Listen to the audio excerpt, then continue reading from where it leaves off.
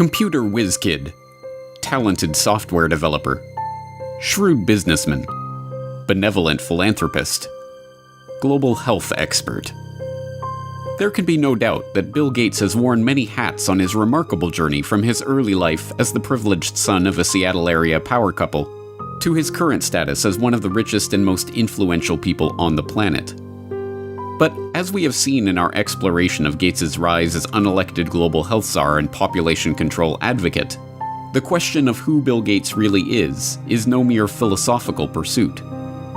Given that we are currently living through a crisis that has been predicted by Bill Gates, which is triggering a response from the global health organizations that the Bill and Melinda Gates Foundation has bankrolled, and driving us toward a vaccination and biometric ID solution which Bill Gates has been working on for years, the answer to the question, who is Bill Gates, is quickly becoming one of the most important questions of our lives.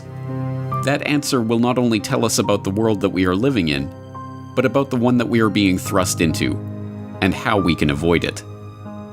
Today we will attempt to answer that question as we examine the motives, the ideology, and the connections of this man who has been so instrumental in shaping the post-coronavirus world. Meet Bill Gates. You're tuned into the Corbett Report.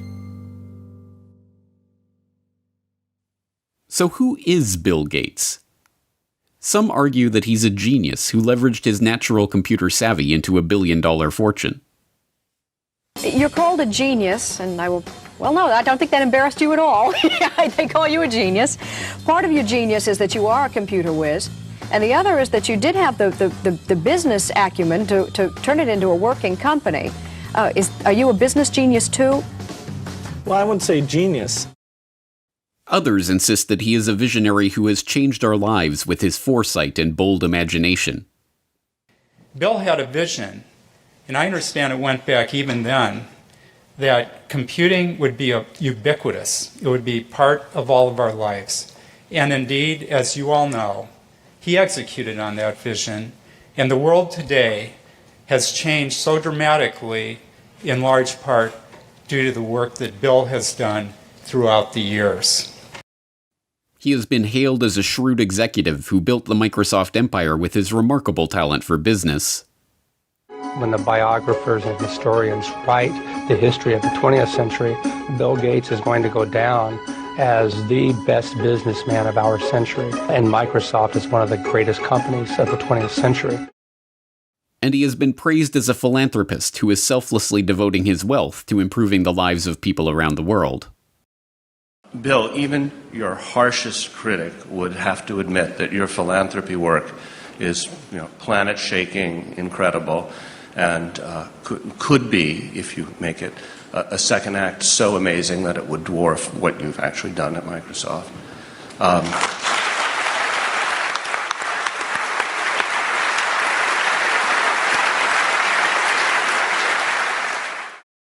But, like anyone of his status, he has his detractors. In the 1990s, he was often portrayed as the greedy head of the evil Microsoft monopoly. Bill Gates isn't content with his Windows system running just a few PCs. He wants it to run the world, spreading like a computer virus into our faxes, our phones, our TV sets, and yes, even our toasters. But in the age of the coronavirus crisis, he is most often treated like some sort of epidemiologist or leading health researcher. Back here with us once again to talk about this, as well as testing, treatments, and more, Bill Gates, co-chair of the Bill and Melinda Gates Foundation. Bill, thanks so much for being back with us. It's been a little over a month since you were here, and at that time, you said the U.S. had not hit its peak. So at this point, do you think we have peaked, and where do you think we are right now in kind of the arc of the pandemic?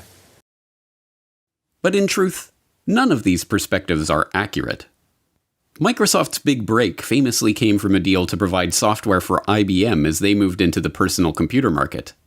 But the deal was not the result of Gates' technical genius or amazing business acumen. As has been quietly admitted by IBM executives in the years since, Microsoft was given their shot at the chance to work with Big Blue as a result of Gates' mother's relationship with IBM CEO John Opel.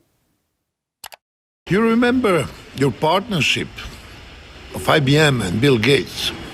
How did it break up? I do remember very well, actually.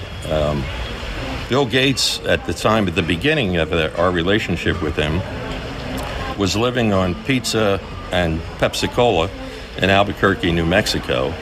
And his mother happened to be on the United Way board with our chairman and asked our chairman to help him. And, when the chairman comes in and tells you to go help this kid, 900 people get on the plane Monday morning and they all go down to try to help Bill Gates. So I don't see Bill Gates as this great creative person. I see him as an opportunist. And in fact, in those days, there was a lot of sharing of software code. People gave it away. In Silicon Valley, they would share everything. He came in and he tried to control everything and put a price on it. Computer historians have long known how the basis for what became MS-DOS was not Bill Gates' brilliant imagination, but QDOS, a quick and dirty operating system that had been thrown together by Tim Patterson, a worker at Seattle Computer Products, as a placeholder until he could sell the proper operating system to his customers. And as even Gates himself admitted, the breakthrough graphical user interface that became the basis for Windows was ripped off from the researchers at the Xerox Palo Alto Research Center. As Bill would say after Apple unsuccessfully sued Microsoft for copyright infringement over Windows GUI, "Hey, Steve, just because you broke into Xerox's house before I did and took the TV doesn't mean I can't go in later and take the stereo." And, as Gates also admits, it is not a spirit of selfless generosity that motivates his interest in vaccines and other lucrative health interventions. I'd like to talk to you about your approach to vaccinations. You wrote something recently, and like you always do, you kind of looked at the problem from a scientific and business perspective on things. You've invested $10 billion in vaccinations over the last 2 decades, and you figured out the return on investment for that, and it kind of stunned me. Can you walk us through the math? We see a phenomenal track record. It's been $100 billion overall that the world's put in. Our foundation is a bit more than $10 billion. But we feel there's been over a 20-to-1 return. So if you just look at the economic benefits, that's a pretty strong number compared to anything else. As we have seen, Gates's philanthropic investment scheme has paid off well, with his $50 billion net worth having ballooned to over $100 billion after his decade of altruism in the vaccine market. As critics of his foundation have repeatedly pointed out, the 9 million people who die every year of hunger would be best served by securing food supplies, running water, and other basic necessities, not costly medical interventions for rare diseases. But there is no return on investment to be made from that kind of charity. No, this is not about charity. It is about control. The population control grid that Gates has been quietly funding into existence for the past decade, a biometric identification system tied to a digital payments infrastructure that will be used to track, catalog, and control every movement, every transaction, and every interaction of every citizen, is just now coming into view. But the real question is, why is he doing this? What drives a man like Bill Gates, a man rich beyond the wildest dreams of avarice, to spend his time and invest his fortune in schemes to control the population? To find the answer to that question, we have to examine Gates's family background. Bill Gates, it should not be surprising to learn, was born into money. His great-grandfather, J.W. Maxwell, was the president of National City Bank in Seattle. His grandfather, Willard, was also a banker, and his grandmother, Adele, a prominent Seattle civic leader. Bill Gates' mother, Mary Maxwell Gates, was a scion of the Maxwell banking family and, by all accounts, as hard-driving as her forebears. She served as a director of several companies, including First Interstate Bancorp and KIRO-TV of Seattle. She served as a regent at the University of Washington, and she was appointed to the board of the United Way of America, where, as we have seen, she persuaded IBM CEO John Opel to help her son in his fledgling software development career. Bill's father, William H. Gates Sr., was a prominent Seattle area lawyer. He co-founded a powerful law and lobbying firm, helped Howard Schultz in his bid to buy Starbucks, served on the boards of numerous companies and organizations, and, along the way, had a profound influence on his son's life and career. My dad was large presence, both physically and in terms of his wisdom. He worked very hard, so he'd leave in the mornings, often before we had breakfast, and get home in time for dinner. I always looked up to my dad in terms of how hard he worked. At the dinner table, my dad would go through various lawsuits and expect us to follow along. He had high expectations. The young Bill Gates, technically William H. Gates III, although his card-playing family dubbed him Trey, learned much from his parents. From his mother's banking family, he inherited a nose for the dollar, as one childhood friend's father called it. From his hard-driving, legal-minded father, he learned the value of legalizing business arrangements. As a child, he even had a legal contract drawn up to grant him the use of his older sister's baseball mitt. These traits would not earn him many friends, but they served him well as he began to bring order to the anarchic software development community of the 1970s. At that time, software for the brand new personal computer market was the realm of computer hobbyists, people whose excitement about the microcomputer revolution and love of engineering and problem solving led them to develop and share code freely with each other. But this was no good for the young Bill Gates, who, even before Microsoft was off the ground, was already dreaming of commoditizing this hobby and turning it into the basis of a business empire.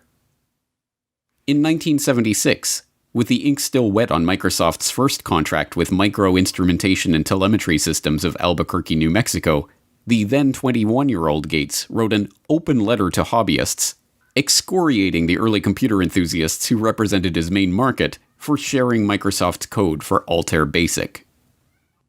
As the majority of hobbyists must be aware, most of you steal your software. Hardware must be paid for, but software is something to share. Who cares if the people who worked on it get paid? Is this fair? The royalty paid to us, the manual, the tape, and the overhead make it a break-even operation. One thing you do is prevent good software from being written. Who can afford to do professional work for nothing? What hobbyist can put 3 man-years into programming, finding all bugs, documenting his product, and distribute for free? The fact is, no one besides us has invested a lot of money in hobby software. We have written 6800 BASIC and are writing 8080 APL and 6800 APL, but there is very little incentive to make this software available to hobbyists. Most directly, the thing you do is theft. The letter was awkward and tone-deaf, as many people have described the young Bill Gates in his social interactions. It heaped vitriol on the very people who would be the customers of any future business, and tried to change an established culture of sharing software code merely by decree. Even Apple computers, which would go on to be one of the prime purveyors of walled garden systems that restrict users' ability to control their own computers, scored an easy marketing victory by responding to Gates's angry letter with a reminder that, yes, folks, Apple Basic is free. But the gauntlet was thrown down, and Gates would have his way. Although freeware and other forms of open-source software development still exist, the establishment of software code as legally protected intellectual property has led to the rise of billionaires like Gates. A nose for the dollar and a knowledge of how to use the legal system to get what you want were not the only things to emerge from Bill Gates' childhood, however. His parents also encouraged discussion about the family's charity work and the causes they held close to their heart. As Gates revealed to Bill Moyers in 2003, those causes included the population issue, which sparked a lifelong interest in reproductive health.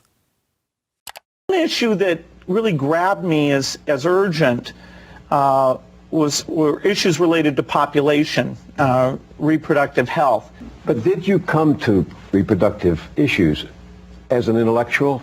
When I was growing up, my parents were always involved in various volunteer things. My dad was head of Planned Parenthood, and it was very controversial to be involved with that.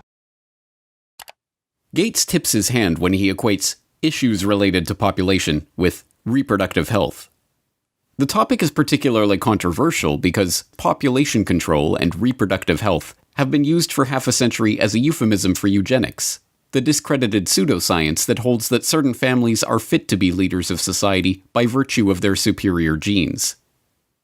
As we saw in Why Big Oil Conquered the World, eugenics was a field named and codified by Francis Galton, cousin of Charles Darwin.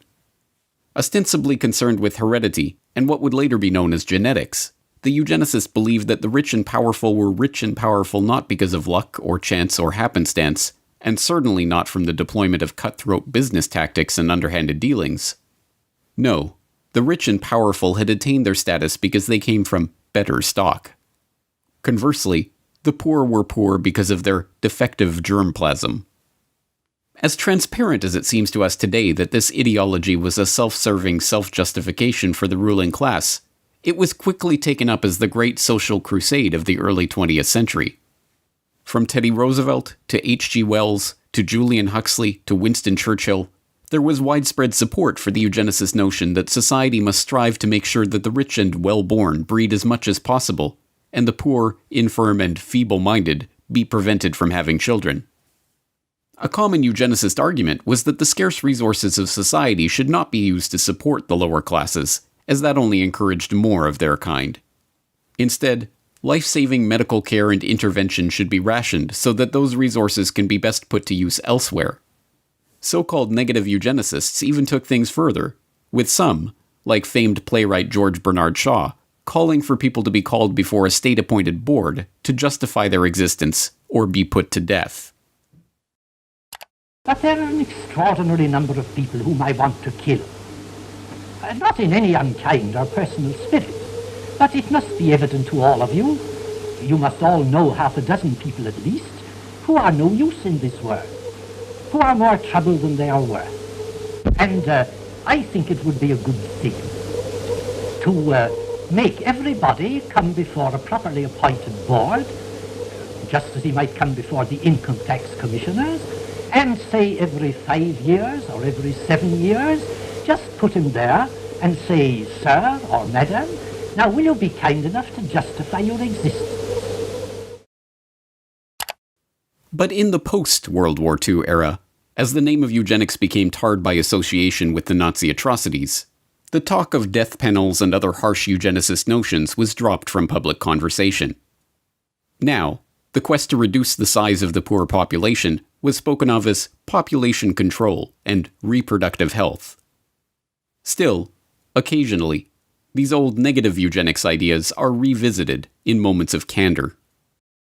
You're raising tuitions at the University of California as rapidly as they can, and so the access that used to be available to the middle class or whatever is just rapidly going away. That's a trade-off society is making because of very, very high medical costs and a lack of willingness to say, is spending $1 million on that last 3 months of life for that patient, would it be better not to lay off those 10 teachers and to make that trade-off in medical costs? But that's called the death panel, and you're not supposed to have that discussion. It is worth questioning why this man, who openly muses about death panels and the trade-offs of providing healthcare to the elderly, is to be taken completely at face value in his attempts to slow population growth in the Third World, or to handle a coronavirus health crisis that primarily affects the elderly. That the Gates agenda is being driven by a eugenicist ideology is suggested by multiple lines of evidence, both historical and current. As we have also seen in Why Big Oil Conquered the World, the Rockefeller family was instrumental in funding and promoting eugenics, both in America and overseas. The Rockefellers helped fund the Eugenics Record Office. The founding director of the Rockefeller Institute for Medical Research, William Welch, sat on the ERO's board and helped direct its activities. The Rockefellers sponsored the studies of the eugenics researchers at the Kaiser Wilhelm Institutes in Germany, including Ernst Rudin, who would go on to draft Nazi Germany's forced sterilization law. And, when the American Eugenics Society became embarrassed of its own name, its longtime director, Frederick Osborne, merely took over as president of the Rockefeller-founded Population Council. This dedication to the cause of public health did not escape the approving gaze of Bill Gates Sr.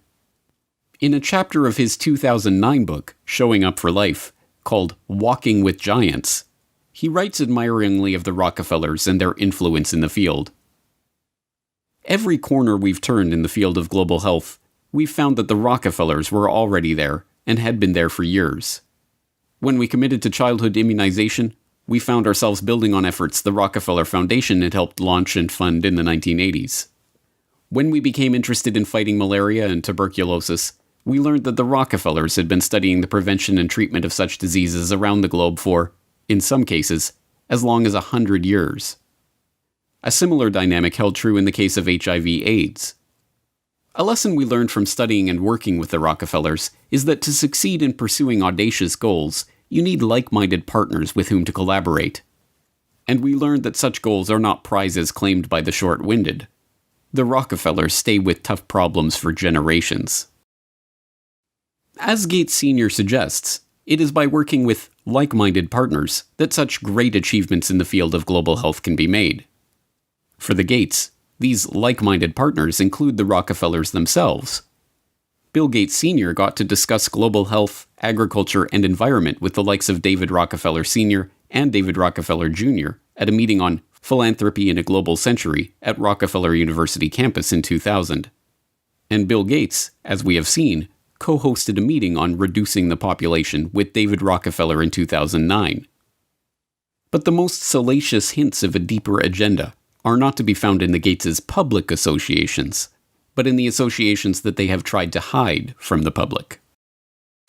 Jeffrey Epstein may be dead, but this story isn't. A shocking new report from the New York Times sheds light on the connection between Microsoft founder Bill Gates and the late Jeffrey Epstein. After Gates' name came up in connection with Epstein and MIT Media Lab, Gates gave a statement to the Wall Street Journal where he insisted he did not have any business relationship or friendship with Epstein. But new reporting from the New York Times outlines numerous meetings between Gates and Epstein and a conversation with Bill and Melinda Gates' foundation, a connection between their foundation and J.P. Morgan to set up a charitable fund that would financially benefit Epstein. You know what I want to know? Why?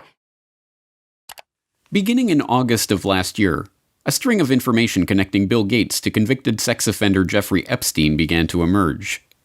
Flight logs revealed that Gates had flown on Jeffrey Epstein's private jet. An email surfaced showing disgraced MIT Media Lab director Joy Ito, who resigned from his position after it was discovered that he had helped cover up Jeffrey Epstein's identity as an anonymous donor to the lab, informing his staff that a $2 million donation to the lab in 2014 was a gift from Bill Gates, directed by Jeffrey Epstein. As the story gained momentum, Gates tried to downplay the relationship, with a Gates spokesperson protesting that Gates didn't know it was Epstein's plane, and Gates himself insisting that, "I didn't have any business relationship or friendship with Epstein." This was immediately contradicted by the New York Times, who reported in October of 2012 that Gates had in fact met with Epstein on multiple occasions, even going so far as to discuss the creation of a multi-billion-dollar charitable fund with seed money from the Bill and Melinda Gates Foundation and J.P. Morgan Chase. According to the Times, Gates emailed his colleagues about Epstein in 2011. "His lifestyle is very different and kind of intriguing, although it would not work for me." Epstein's will even named Boris Nikolic, a Harvard-trained immunologist who served as the chief scientific advisor to both Microsoft and the Bill and Melinda Gates Foundation, and who appears in the sole publicly known photo of Epstein and Gates' 2011 meeting at Epstein's Manhattan mansion, as the backup executor of Epstein's estate.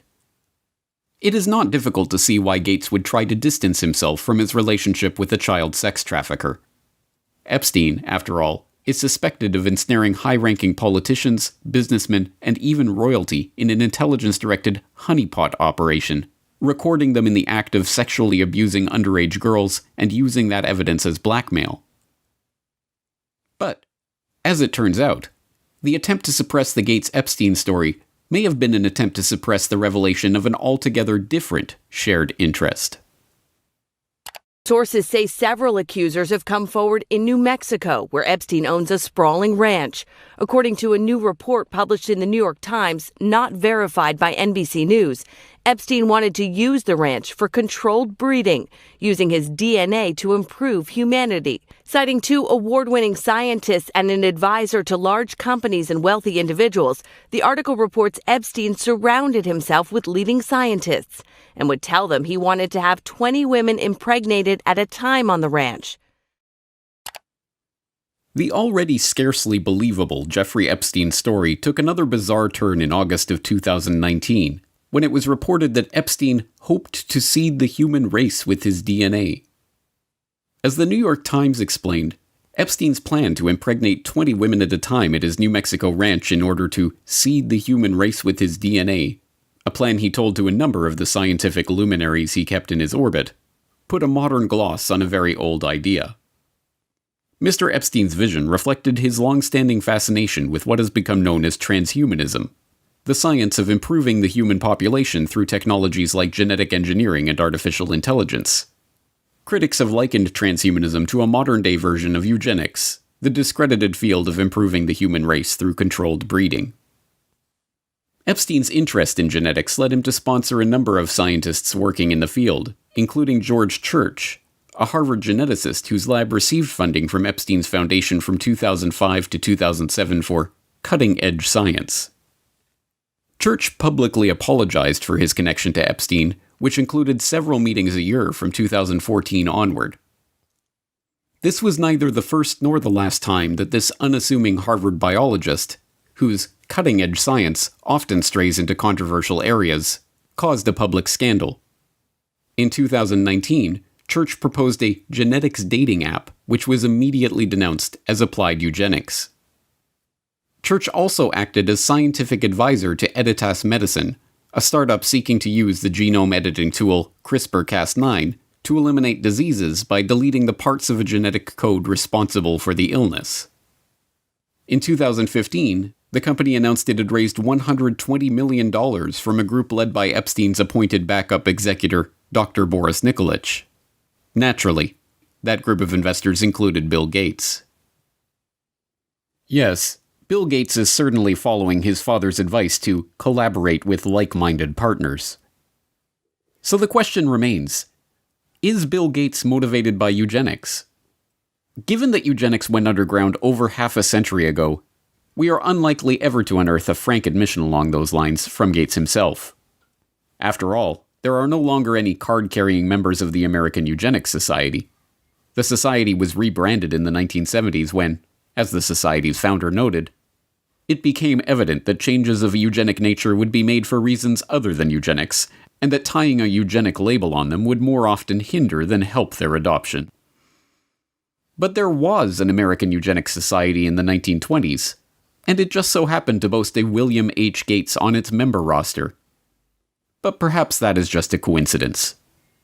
And there was an American Eugenics Society in the 1960s, when William H. Gates II was preceded as head of Planned Parenthood by Alan Guttmacher, who simultaneously served as the director of the American Eugenics Society.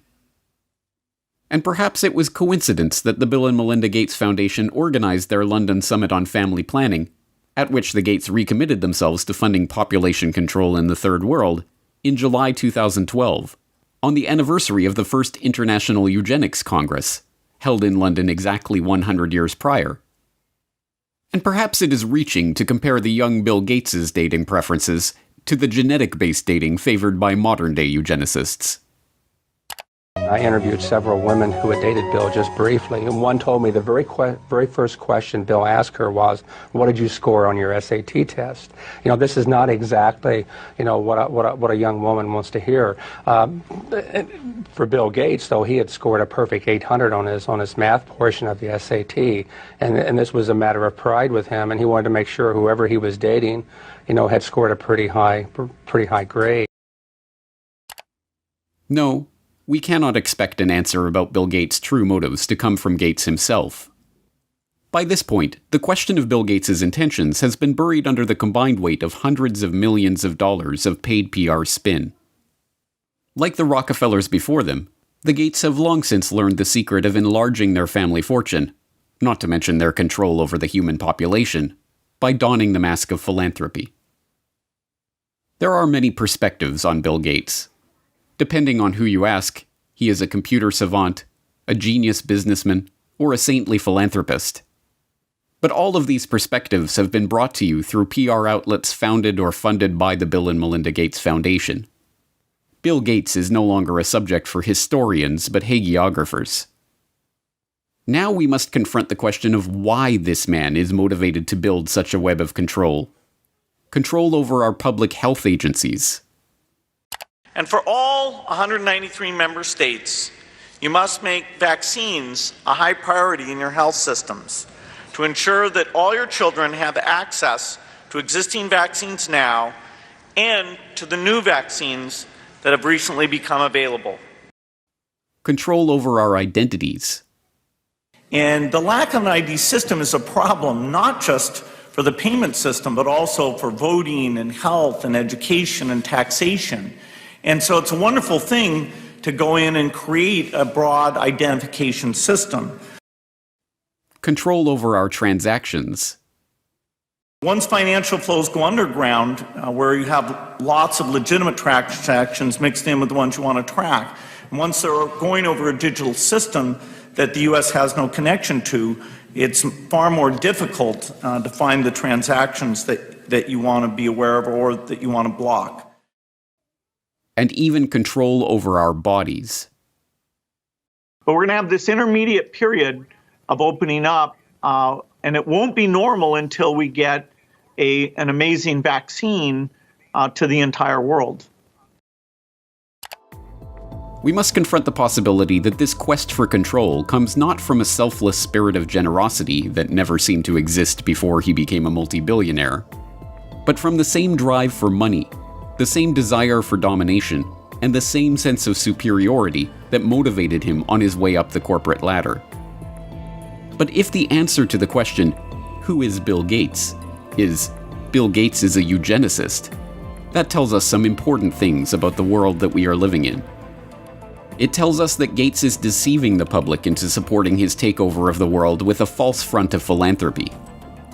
It tells us that the goal of the Gates, like the goal of the Rockefellers before them, is not to improve the world for humankind, but to improve the world for their kind.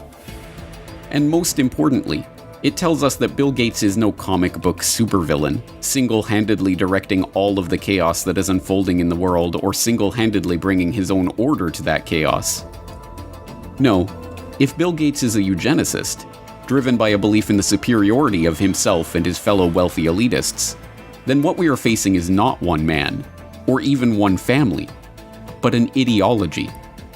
This is not a trivial point.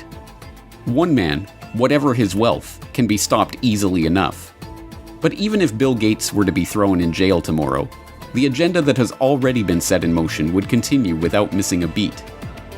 An entire infrastructure of researchers, labs, corporations, governmental agencies, and public health bodies exists, funded more often than not by Gates, but driven by the belief of all those millions of people working for these various entities that they are truly working in the best interest of the people. No, an ideology cannot be stopped by stopping one man. It can only be stopped when enough people learn the truth about this agenda and the world of total, pervasive control that is coming into view. If you have watched all 4 parts of this exploration on Bill Gates, then you are now one of the most informed people on the planet about the true nature of this agenda. You have seen how the takeover of public health has been used to railroad the world into a headlong rush toward mandatory vaccinations, biometric identification, and digital payments. You have seen how the pieces of this puzzle fit together, and how they represent a far greater threat to the future of humanity than any virus. Here is the good news. Armed with this information, you have the antidote to the scourge of this eugenicist ideology. The truth is that ideologies are viruses of the mind. They spread from person to person, infecting them with ideas that can lead to a disease of the body politic. But here is the even greater truth. Inoculations do work. Inoculations of truth against the lies of those spreading their poisonous ideology. If you have made it this far, it is incumbent on you to help inoculate those around you against the corrupt ideology of Bill Gates and all those who seek to control the population of the world. You must help to spread this information so that others have a chance to see the bigger picture and decide for themselves whether they are willing to roll up their sleeves and accept what is coming or not. But time is not on our side. Even as we speak, mass vaccination campaigns are being prepared. We are already building our plans to vaccinate the whole city of Chicago and working with others across the region on a major plan for this. We've bought syringes, we've bought cold boxes, we've planned out locations. Biometric identification schemes and immunity passports are already being rolled out. And so while we started with travel at our core, we're a biometric secure identity platform where it's always been about attaching your identity to your boarding pass at the airport, or your ticket to get into a sports stadium, or your credit card to buy a beer.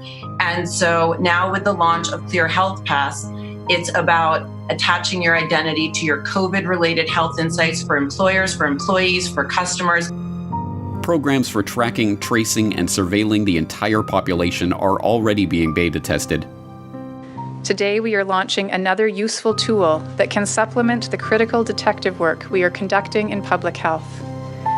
Alberta Trace Together is a voluntary, secure, mobile contact tracing application to help prevent the spread of COVID-19. And the digital payment infrastructure, the system of financial exclusion that will allow governments to turn off our access to the economy at will, is being put into place.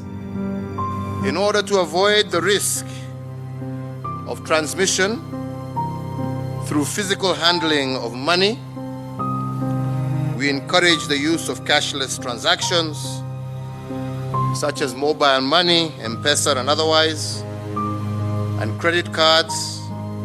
People are using touchless payment systems much more than they're using cash, both because we're not interacting with people directly as much anymore, and also because cash is kind of skeezy. We must spread the word about the dark nature of this population control agenda to as many people as we can, before our ability to speak out against this agenda is taken away for good. Thanks to the likes of Bill Gates, the virus of this population control agenda is already here. It is threatening to crash the system as we've known it. But if Bill Gates has taught us anything, Applications like Word and Excel, PowerPoint. It's how to deal with a virus. It's time for a hard reset.